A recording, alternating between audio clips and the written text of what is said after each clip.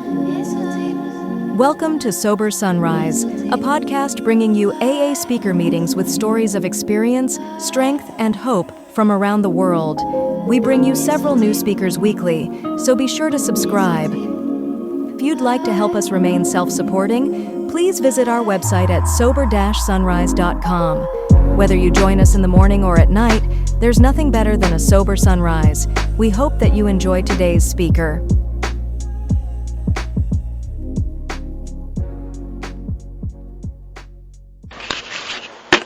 All right. Hi, everybody. My name's Tom Pick, and I am an alcoholic. Hey, Tom. Hey, guys. Glad to be here tonight. I was asked a couple days ago to do this, and I've had such a cool experience in Alcoholics Anonymous that, one of my favorite things to do is to just run my mouth about it and share what I've gotten out of this deal. So I'm as thrilled as anybody to be here tonight. My story isn't, very much different than most people's in AA. There's a lot of things that haven't happened to me. I've never had a DWI. I've never been to prison. I've never been divorced. I was going to say I never lost a job, but that's not true. I lost one job back in '87. But there's a lot of things that I haven't experienced that a lot of people in AA have. On the other hand, I started drinking real young when I was 10 or 11 years old, and I was drinking on a daily basis at the age of 12, which doesn't by itself make me an alcoholic. But I say that to illustrate the fact that, at a very, very early age, I was just unhappy. And yeah, there were some things going on in my life, parents' divorce and that kind of stuff. But even if you disregard that stuff, like the book talks about, I was restless and irritable and discontent no matter how great things are going or how poorly things are going. That is my natural state. That's what I'm like without alcohol. I'm kind of like that, like the dog in the middle of the floor that he circles up and he tries to find a little spot to sit down, and finally after about 3 or 4 loops around the carpet, he finds the right spot and he just drops and he's just perfectly happy. I never find my spot. I'm anxious, I'm bored, I'm always irritable. I always feel like I want to be doing something, but I got no idea what it is. I can't go to bed because I'm afraid I'll miss something. You kind of get what I mean? And so that's how I was without booze. Once I started drinking, all that stuff went away. And the reason I drank on a daily basis was because this spiritual malady that the book talks about was upon me every day, and it had to get fixed every day. And so that was my solution to my problem. When I drank, I don't know if I ever had control over my drinking. The book talks about how some of us, we cross a line where we've lost control. I honestly don't remember having control. I remember wishing that I could, have 3 or 4 drinks, 5 drinks, maybe 6 drinks or 7, get really buzzed, and then stop. I always wanted to be able to do that, and I never could. And I never understood why. And for my first, 17 years around AA, it was never explained to me. You guys talk about in your preamble about the physical allergy to alcohol, which Dr. Silkworth talks about in the doctor's opinion.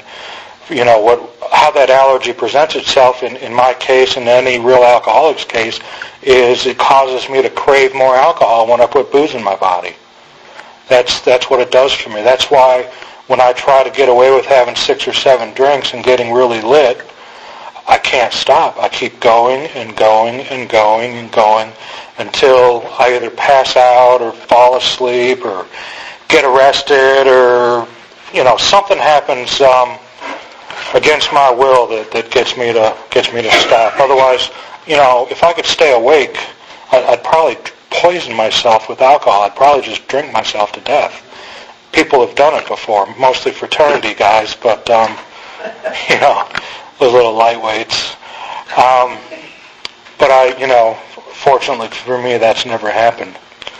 So, moving forward in time, because of my drinking and because of, the obvious problems that come along with it, not going to school, not getting along with my family, major depression, no ambition, none of the stuff. I ended up in 3 separate psychiatric hospitals between the age of 14 and 18. And 2 of them were long-term places for 16 months each, and the other ones was for about 4 months up in Chicago where I grew up. And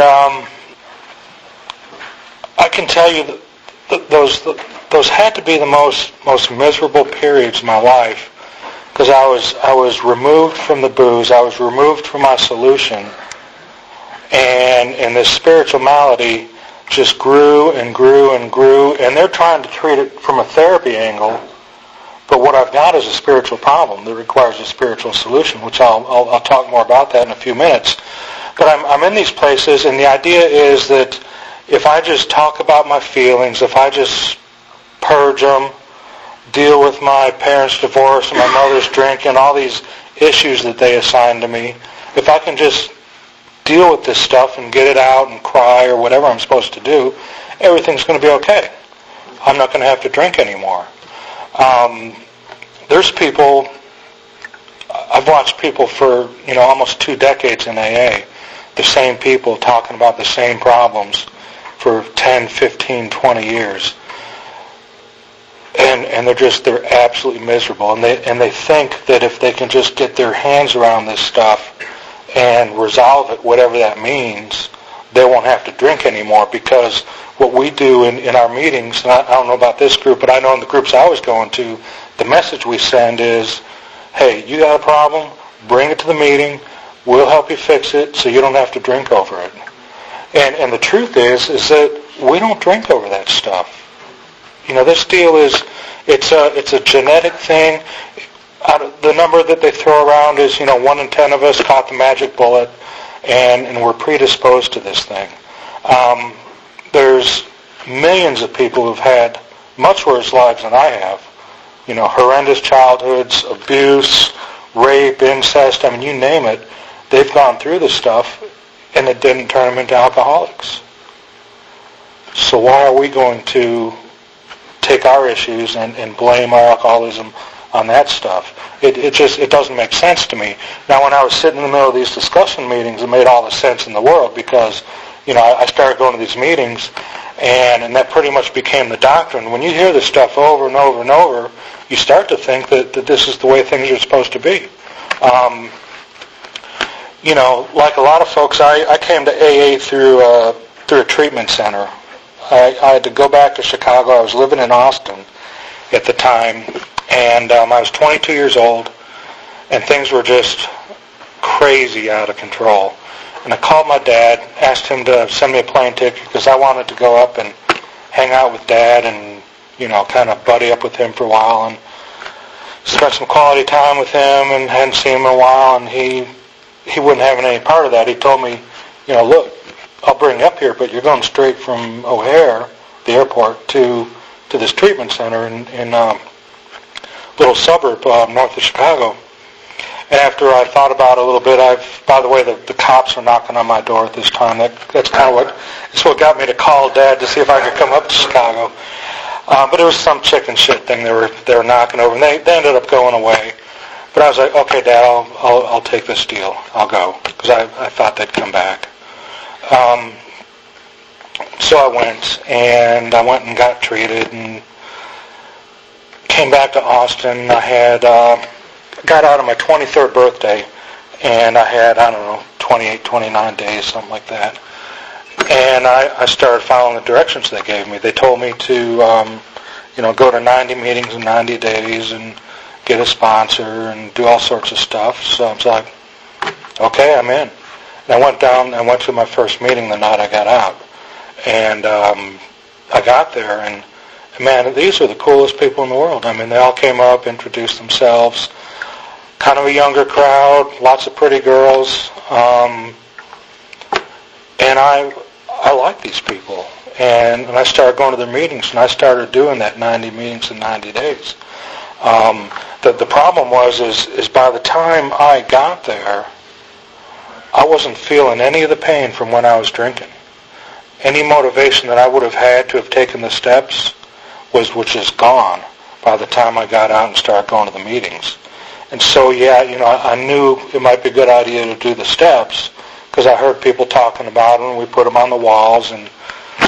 But I didn't understand what they were about. I thought that they were about, turning Tom into a good boy. And I'm thinking, I'm not drinking. And all that bad stuff that was happening when I drank, it quit happening. I'm a good boy. So I didn't really see the dire need to do this stuff. And so I didn't. I kind of dragged my heels and did little vain attempts at the steps. I had some sponsors that I thought were good sponsors, and they were great people.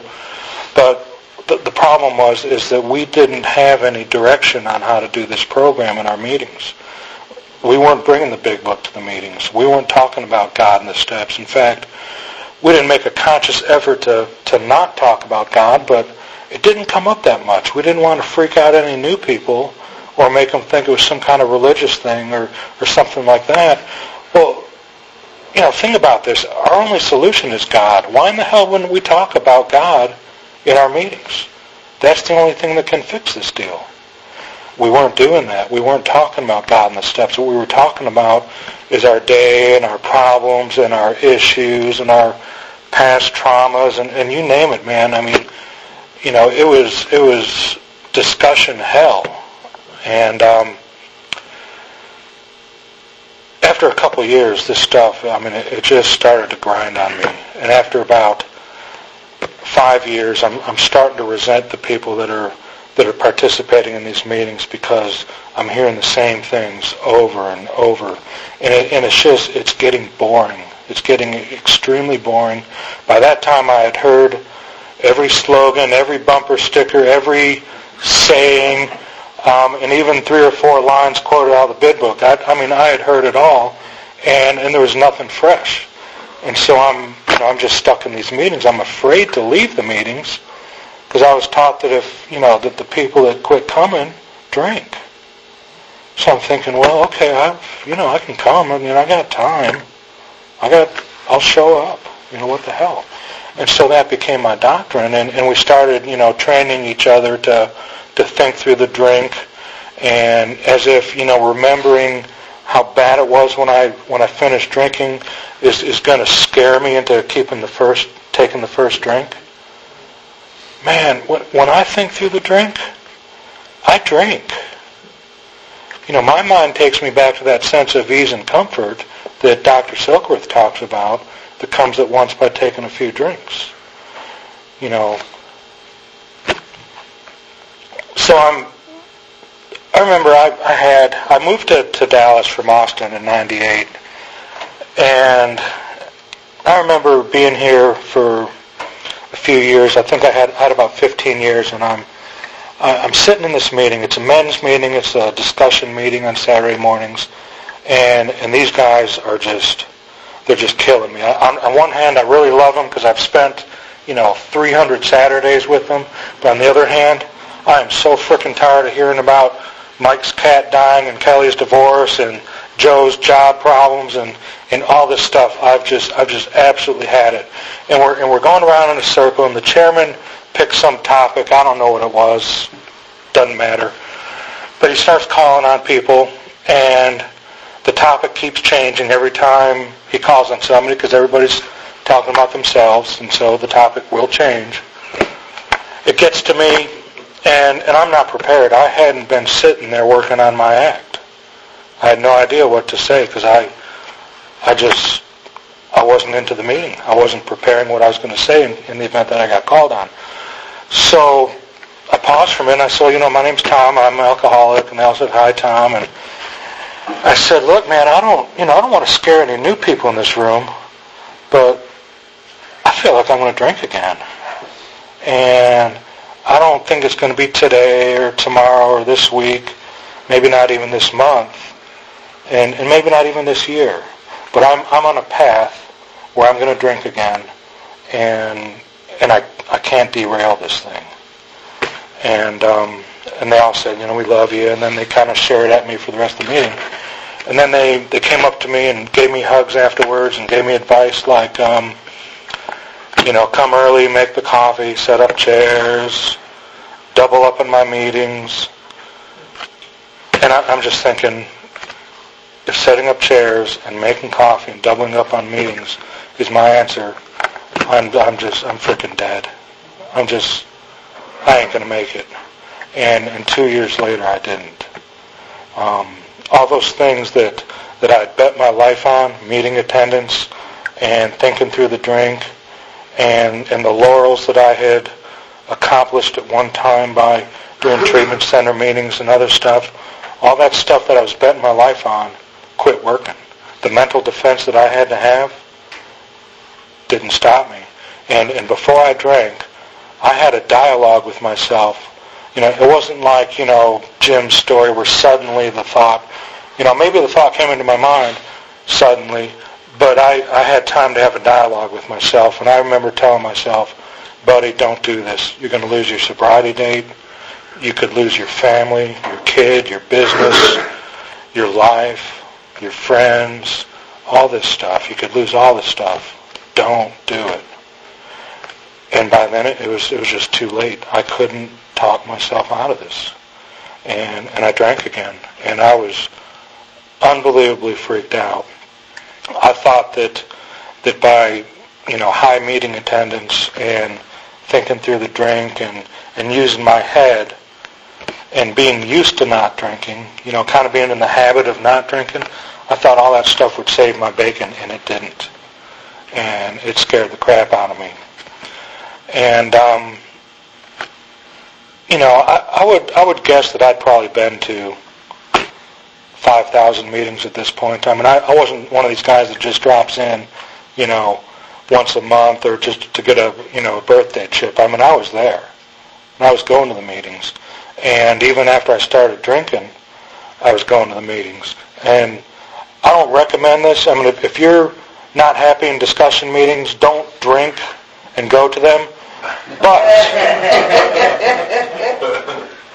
they ain't so bad when you got a little buzz. You can feel a little love for some of these people that you've been resenting for years.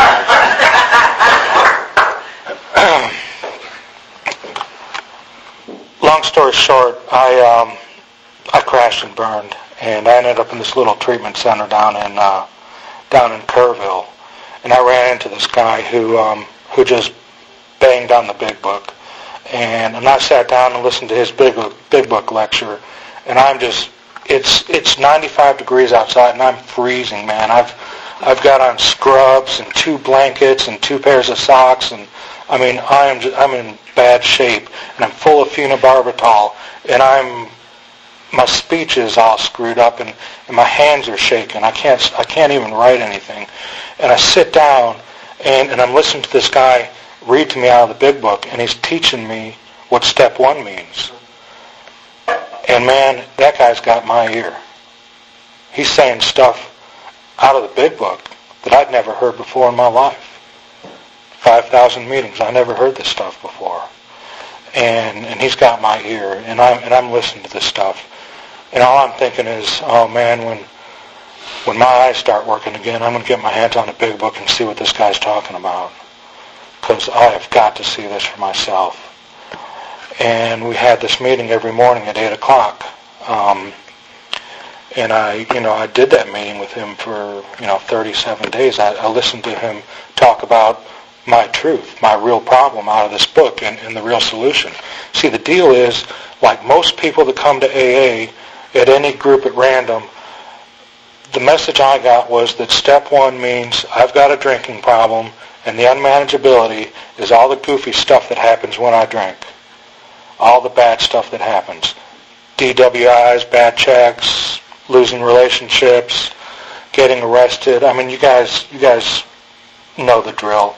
All the bad stuff that happens when we drink is what I was taught was the unmanageability. Well, I had stopped drinking. And the alleged unmanageability stopped happening. As far as I'm concerned, my problem's solved. All I need to do is coast, go to some meetings, do some meetings at some treatment centers, tell my story, try to, tell some funny war stories, make them laugh and all this garbage, and everything's going to be groovy. What Chris is telling me reading out of this big book, he's talking about the physical allergy, the mental obsession, and the spiritual malady that gets the whole ball rolling. And he's reading out the doctor's opinion, and he's talking about this allergy. And when he's talking about an allergy, he's not talking about, hives or a rash or your throat swelling up from penicillin. All an allergy is an abnormal reaction to something. We react differently than most people to something. I'm cool with penicillin. I can take it all day long. Most people are, but some people, they have a reaction where their throat closes up and they could die. They could literally die from taking penicillin. These same people, when they come to my house, I do not have to lock up the penicillin, afraid that they're going to get in there and just take the whole bottle. So the way our allergy manifests itself, presents itself, is in the form of a craving, where I talked about earlier. When I put booze in my body, I crave more booze. Dr. Silkworth, in the doctor's opinion, talks about this in this paragraph on Roman 28. He says, we believe, and so suggested a few years ago, that the action of alcohol on these chronic alcoholics is a manifestation of an allergy.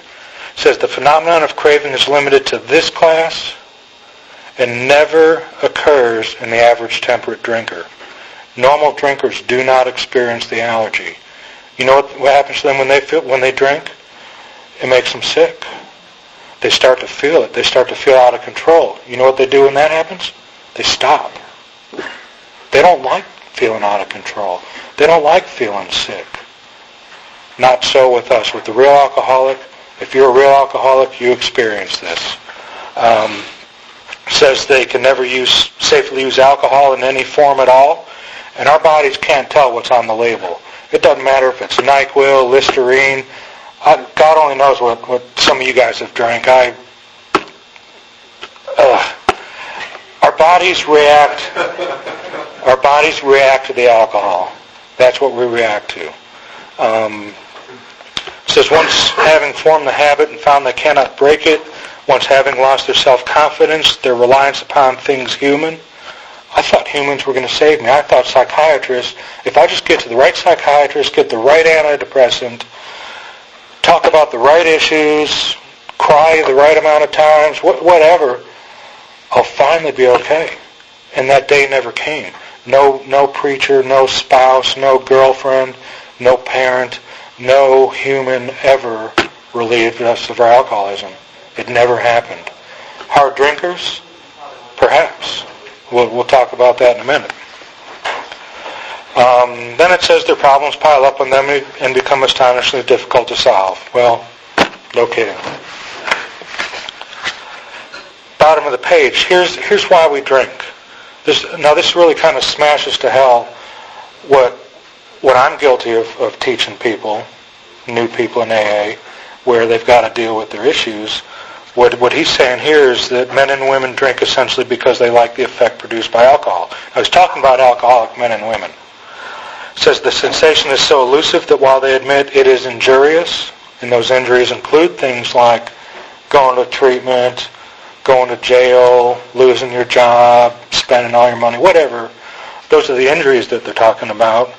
They cannot after a time differentiate the true from the false. It says to them, their alcoholic life seems the only normal one. Here's one of the big lines in the book. It says they are restless, irritable, and discontented unless they can again experience the sense of ease and comfort which comes at once by taking a few drinks. he's talking about the spiritual malady. This is what it looks like. You can also turn to 52 or 53, I forget what page it's on. It goes more into the spiritual malady. But basically he's telling us that without booze, we're just naturally miserable. And our only solution to the spiritual problem is the booze. And for a while, I got to tell you, man, it worked perfectly. I'm not stupid.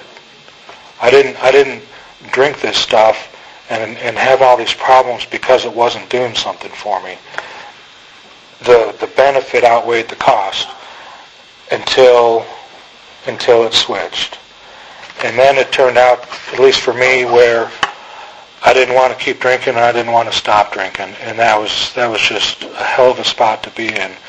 Thank God there were some other outside issues I could avail myself of to keep the game going a little bit longer. But, finally I was brought to my knees and I got help. If our problem were just a physical problem, the answer would be don't drink. If you don't drink alcohol, you cannot crave it.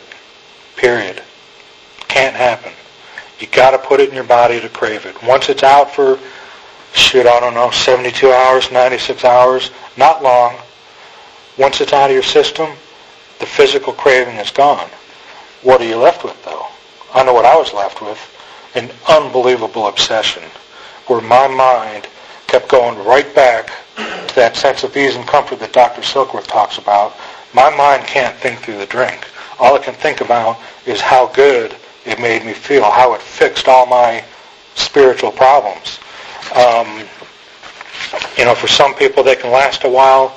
I'm good for about 12 hours before I'm ready to drink again. Think about the worst day of your drinking, the day that the very worst thing that ever happened to you happened. I don't know about you guys, I swore off drinking.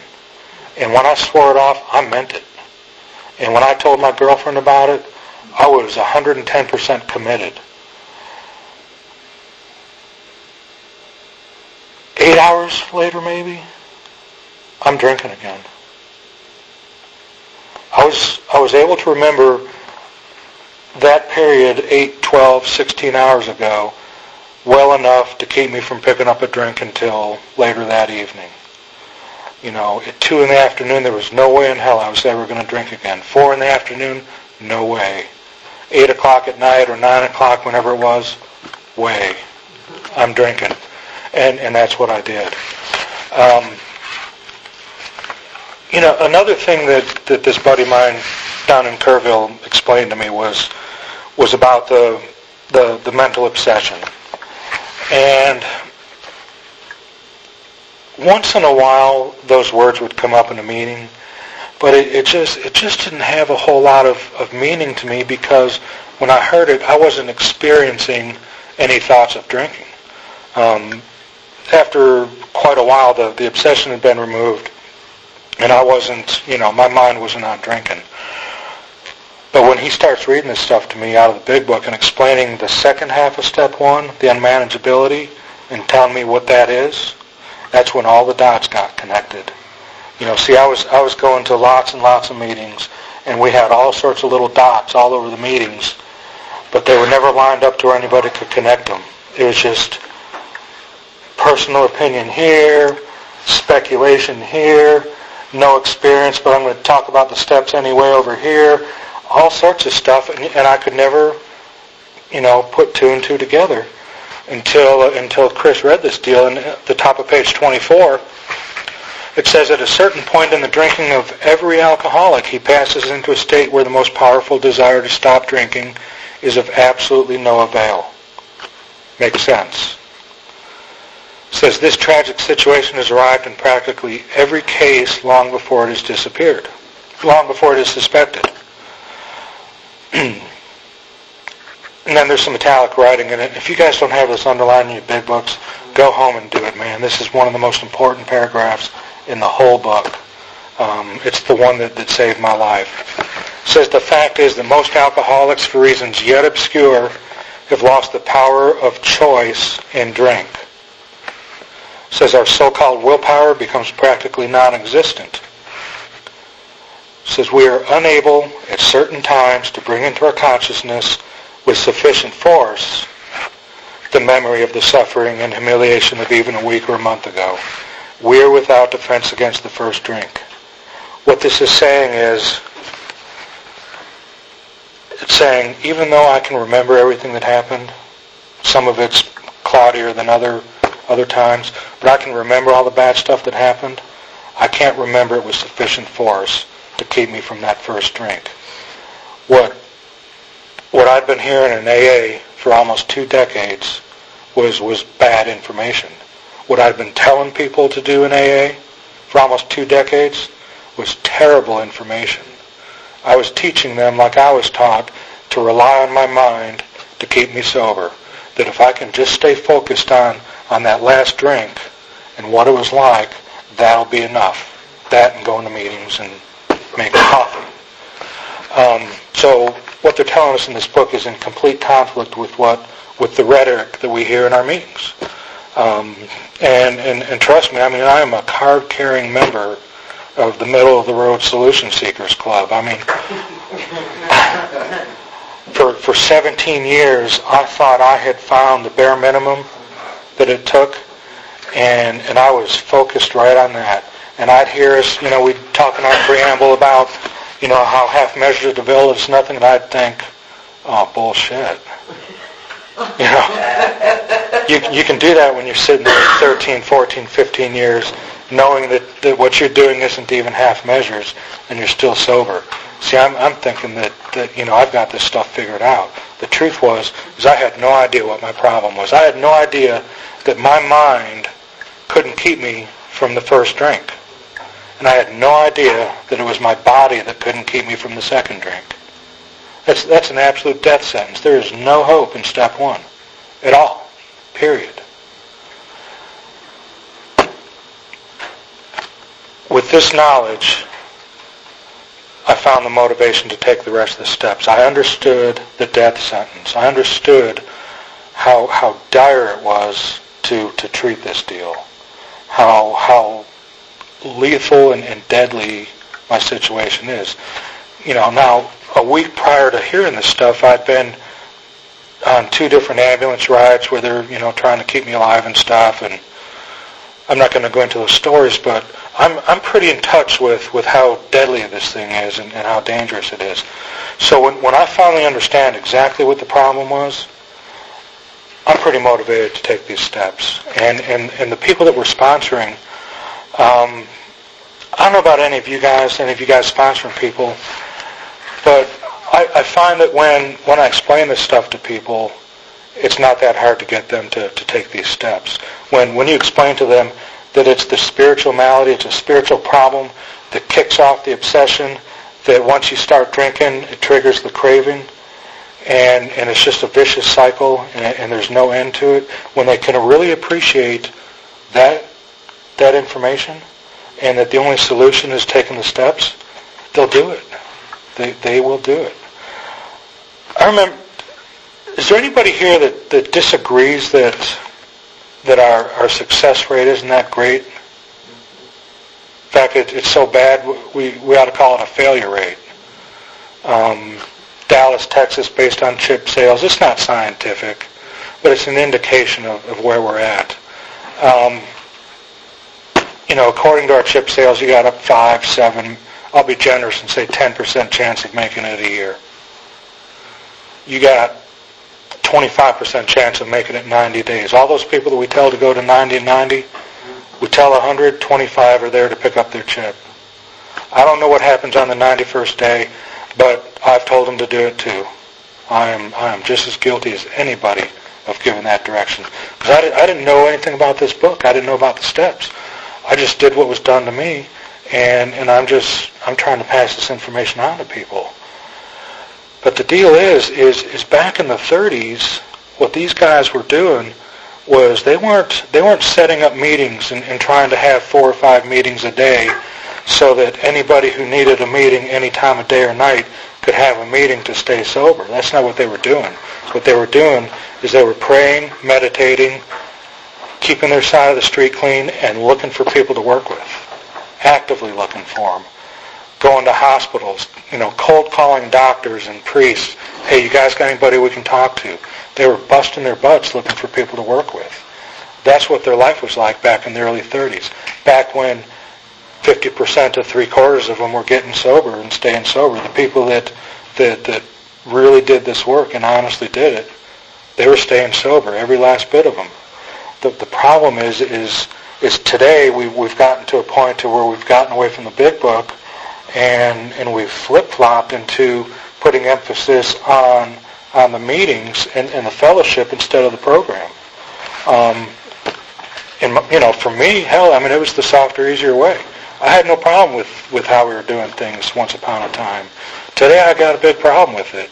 I almost lost my life in this deal, and I've watched countless others go back out and drink and die, since 87, since I've been around. People who wanted the solution, who came for the solution, and we didn't have it for them. And I find that disturbing. And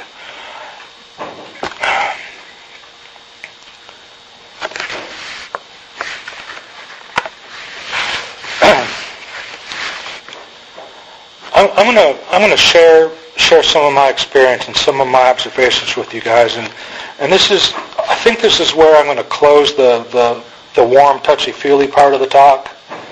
And I understand that some of the things I might say might make someone in here feel uncomfortable. I don't know who it is, and it might be nobody, but I know for damn sure it would have made me uncomfortable when I was sitting around in AA, taking up space, doing nothing, being a total bogart, trying to get as much as I could instead of giving. But it's my experience, and it's what I've observed, and it's what I've done.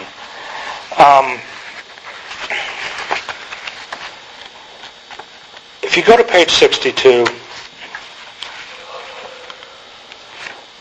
Bill Wilson tells us what the root of our troubles are. It talks about the selfishness, the self-centeredness. We've all heard it. I even heard this stuff in meetings. Every once in a while, this would kind of slip in there, and we'd talk about it a little bit. We didn't know what we were talking about, but we'd talk about it. It says, that we think is the root of our troubles, strewn by 100 forms of fear, self-delusion, self-seeking, and self-pity. We step on the toes of our fellows, and they retaliate. Sometimes they hurt us, seemingly without provocation, but we invariably find that at some time in the past, we have made decisions based on self, which later placed us in a position to be hurt. So our troubles, we think, are basically of our own making. They arise about ourselves. The alcohol is an extreme example of self-will run riot, though he usually doesn't think so. It says, above everything, we alcoholics must be rid of the selfishness. There's one of the musts that we don't have in the program. Here comes another one. We must, or it kills us. Not only do they tell us that we must be rid of it, it tells us why. We've got to get rid of this, or it kills us. What happens is it blocks us from God, which is the only thing that can save our bacon in terms of keeping us free from the obsession to drink and treating that spiritual malady.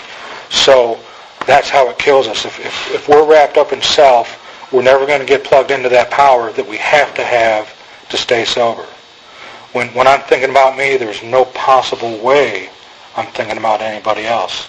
And the only time I'm aligned with God's will is when my thoughts are on other people and God and what I can do for them and for Him. When I'm thinking about what I can do for myself, I'm in big-ass trouble. Big trouble. So,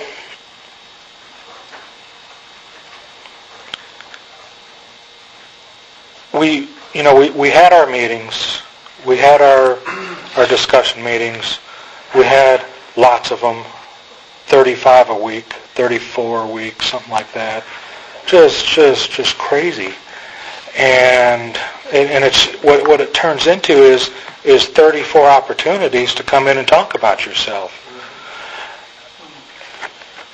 And if we love each other so much, and knowing that this selfishness can kill us, Why do we allow people to come in the meetings and engage in that selfishness and talk about themselves and let it go on and on and on? These people, I don't want to take anybody's inventory, but hell, it's right out there. They're selfish. They're wrapped up in this stuff. They're not recovered. And we've got a responsibility, if we love these people, to pull them aside and say, hey man, what I'm hearing is you can't think about much besides yourself. Let's do step 10. Let's take the steps. Let's do something. Let's get you out of yourself instead of just letting them rattle on and on. Because the guys that have been there for a number of years are you're driving us crazy. And the new people, and we don't know this. We don't, because the new people don't tell us. I hear it at the treatment centers that I go to. The new people are disgusted by it. They're disgusted by it. It makes them not want to come back. It makes them sick. It makes them critical. And, all these guys are looking for a reason not to come back anyway, and we hand it to them. I'm telling you guys, take my word for it, or don't take my word for it. Come with me to some of these treatment centers and talk to these people who have had years or months or several periods of 1 year. I see it twice a week, and they're all saying the same thing. They can't stand the meetings. And you know what? I had a friend. We worked together before I got sober, and I had about 5 years, and he called me up, and I finally got the call. He's like, man, I'm ready to stop. I said, fantastic. I've been hoping to hear from you. He says, are you still sober? I'm like, yeah. He says, well, man, let's go to one of those meetings. I was like, great. So I take him to a meeting. We get in the car and we leave, and he's like, pissed. What was that? I'm like, what do you mean? What was that we just went to? I know it was an AA meeting, but is that what they're all like? And I'm like, well, yeah, why? What's the matter? He says, well, all they're doing is just pissing and moaning and shit, I can't keep doing that. And I'm like, dude, you don't get it. That's your solution. You're just being critical because you probably still want to drink, and so you're trying to find a reason not to go. Well, I got news for you. That's, bad news is that's how it is. The good news is, it works. And so we went to a couple more meetings, and then he went to a meeting on his own, and he called me when he got home, and he's pissed. He's had it. And he's like, dude, I can't hang with this anymore. There's got to be something else. I'm like, I'm not aware of anything. And he says, well, screw it. I can't deal with that stuff. It's just silly. I was like, well, man, I think you're making a big mistake. And a week later, he wrote a suicide note and killed himself. And there's some who may say that he didn't want it bad enough. I'll submit to you that he wanted it plenty bad. But when he showed up, it wasn't there for him. Because we were so busy talking about ourselves and wrapped up in ourselves and violating the traditions by permitting people to talk about outside issues in our meetings, that when the time came to carry this message, we were too busy doing something else. And a guy like me, I had no idea that what we were doing was killing these people. I really didn't. I thought that it was just kind of made sense that only 5 or 10% of the people made it. I had no idea that back in the day, back when these guys were working the steps in just a week, 10 days, 2 weeks, that they were getting sober. I had no idea. When I first heard of this stuff about working the steps in a week or two, that blew my mind. Like most of you guys, I've heard all sorts of direction on when to take the steps. The one I liked was a step a year. You can't do step 4 till you've had a year because you can't handle what's going to come out on your inventory. The people that tell you that don't know what the inventory is about. Because I got news for you. You can handle it. If you understand steps 1, 2, and 3, you've got enough juice from God. You got enough of God's power to get through that 4th step and get through that 5th step, and it snowballs and it builds to get you through the rest of the steps. I had no idea. I remember telling people that they can't sponsor anybody till they've got a year. Think about it.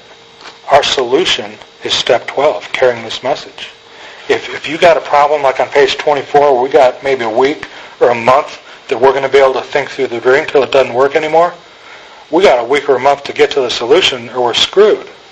Why would we keep somebody from the solution working with others by telling them to wait a year? It's crazy.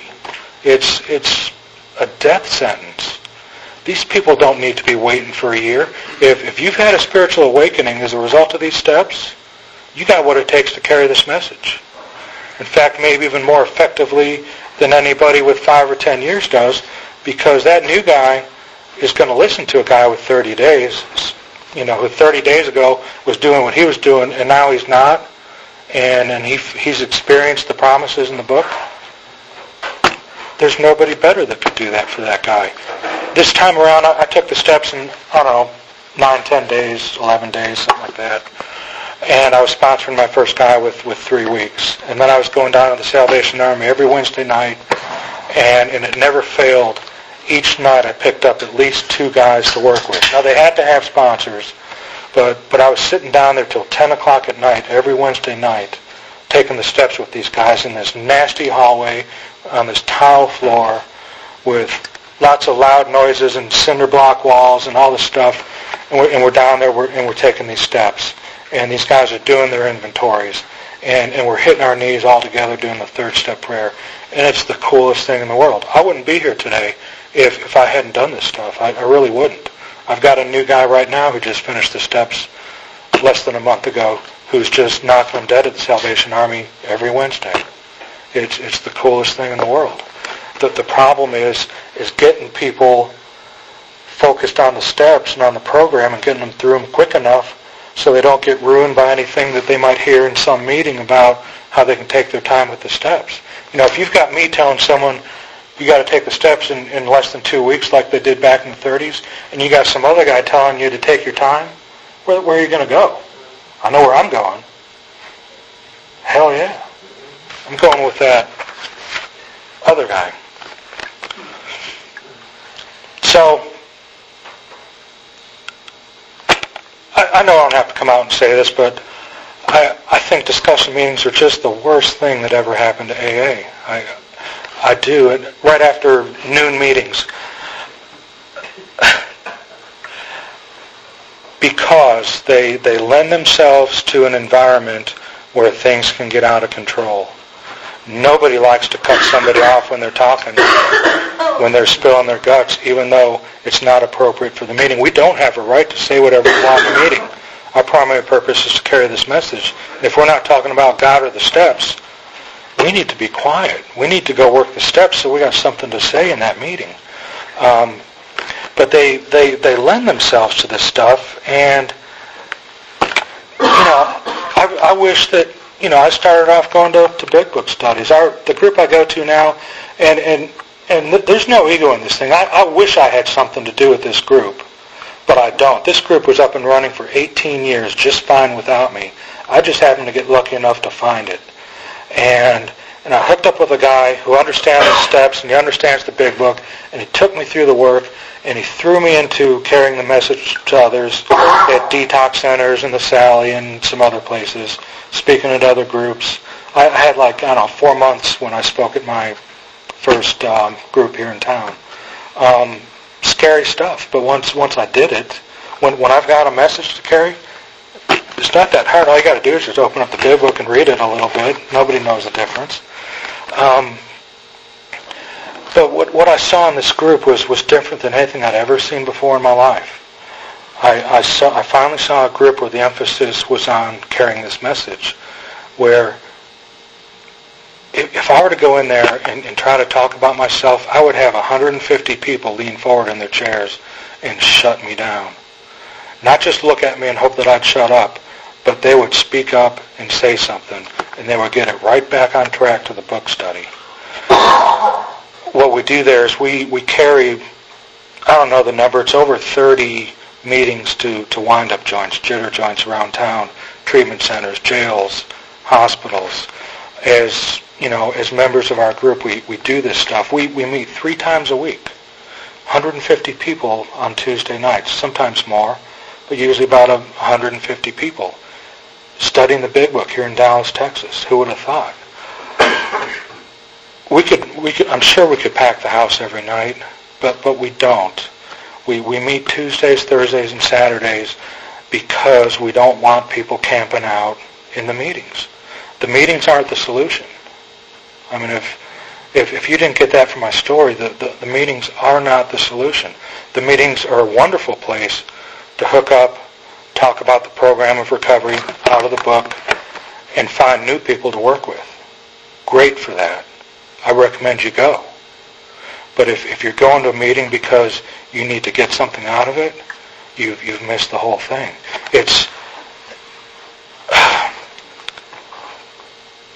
For me, doing this program for so long without working the program and doing the deal, it was like going to an orgy and not having sex.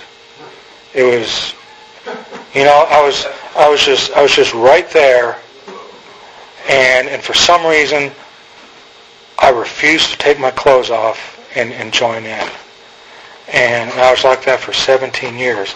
And it's funny, now that I'm in the orgy,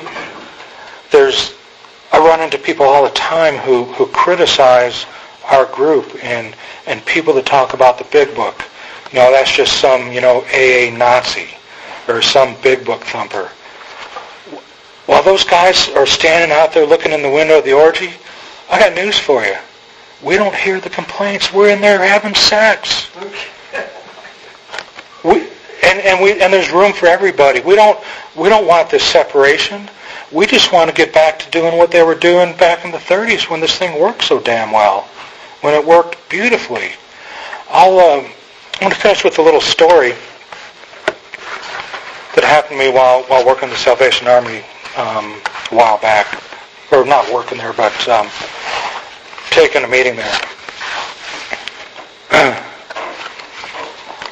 Finally, after almost 20 years in this deal, I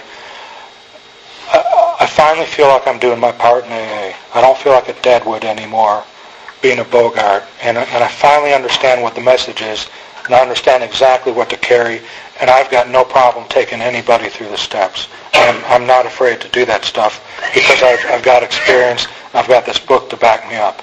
Prior to that, it scared the hell out of me because I really didn't know what I was doing. So I'm at the meeting, and these guys are all, they're coming out of a prison program, and then they have to do 90 days at this alley and go through their program. And then, they can get paroled or leave or whatever.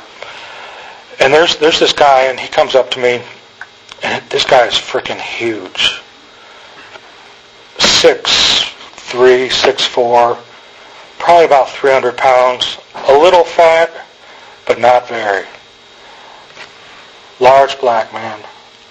If he makes a fist, it can cover my whole face. And he comes up to me and says, "Sir, will you be my sponsor?"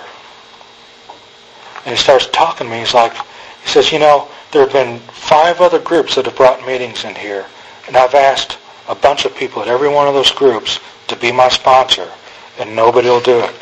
He says, I've been in and out of prison for 27 years, and if I go back, I'm going for life. Can you help me?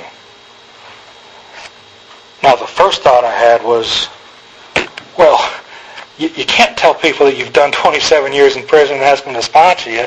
That's like the worst sales pitch I ever heard in my life. My next thought is, I can't believe that none of those people would help this guy.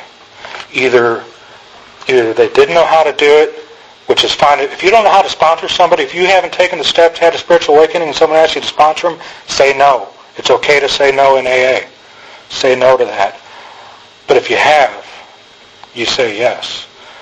And so I don't know if these people just didn't know what to do, or if they were too afraid of this guy, or if they were too lazy, or I don't know what the deal was.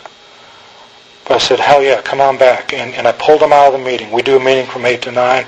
I took them right down the hall, and we got started on this stuff. And I started talking about step 1 and reading out of the doctor's opinion and out of the first part of the book and talking about the physical allergy, the mental obsession. And I'm getting, he's not quite getting it. And I said, well, let me ask you a question. You're going to go back to prison for the rest of your life if you get jammed up again. And he says, yeah. I said, do you think that knowing that that'll happen, that'll keep you sober? And he's like, no. I said, buddy, that is the unmanageability. That's what we're talking about. And his eyes get real big. He finally understands what his problem is. And we go through step 2 pretty quick. He's cool with the God thing. He believes God can help him. And we get on our knees. And I explained to him, what step 3 means. If you look at the words of step 3, you'll see real clearly, we're making a deal with God. You take away my difficulties, this is what I'll do. You do this, this is what I'll do. And basically we're telling God, hey man, you take care of us and I'll go tell everybody about it. I'll bear witness to what you did. And I'll go work with others. That's the deal we're making. So if you've taken step 3, you owe God. You got a debit to God. So we get on our knees, and I said, okay, let's read this out of the book. Take my hand. We're gonna read the prayer together, and we're gonna say it together. Then I want you to say it over in your own words, and I want to hear what you're saying to God. So we go through it, and then I said, okay, now put it in your own words. And this guy starts talking, and he's got my little baby hand in his huge hand, and he's squeezing it like crazy, and he's pulling it into his chest. We're both on our knees on the tile floor at the Salvation Army, and he's talking to God, and it's just the most beautiful thing I've ever seen. And this guy, in no uncertain terms, offered every part of him to God, and told God exactly what he would do in exchange for that. And this guy, he's got tears coming down his face. My hand is right there. My hand is soaking wet from this guy's tears. And man, I'm not keeping it together. And I've got tears going down my face. And he finishes, and I just looked at him and I was like, man, that was so cool. I got no idea what to say right now. I got no idea. But thank you for letting me in on that. This is the cool stuff that happens when we take these steps and we carry this message. There's plenty of other stories like that.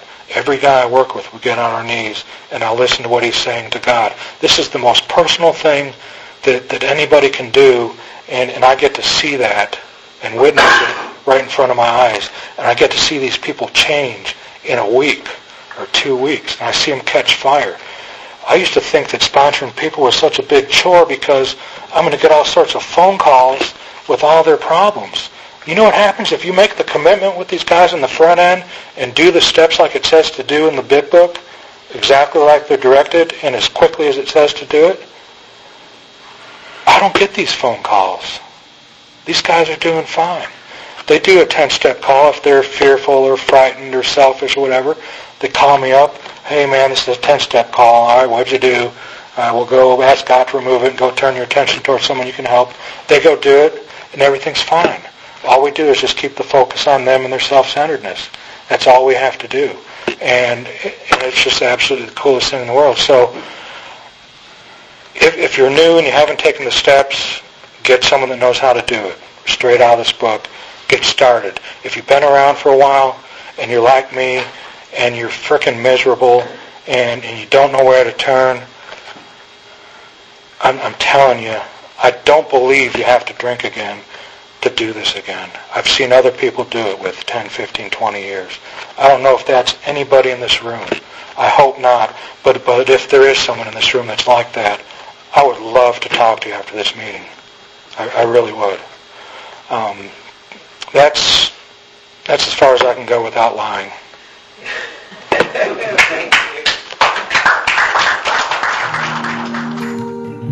Thank you for listening to Sober Sunrise. If you enjoyed today's episode, please give it a thumbs up as it will help share the message. Until next time, have a great day.